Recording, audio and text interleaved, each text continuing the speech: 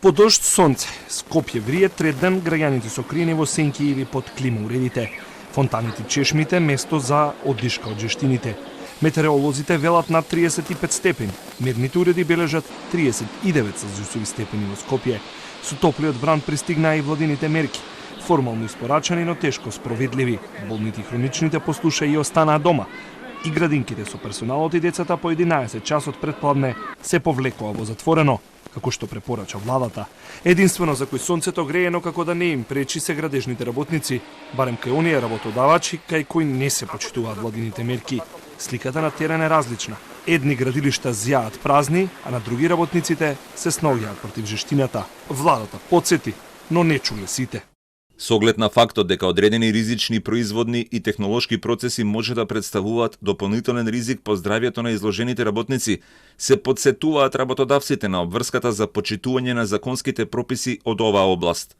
За фирмите кои нема да се придржуваат до препораките се предвидени казни од 5 до 8.000 евра за правното лице и од 500 до 100 за раководното лице, а инспекторите според труд и социјала веќе се на терен. Полиците излегуваат и екипите на Црвениот крст, кои ќе делат вода, а ќе ги лоцираат и бездомните лица.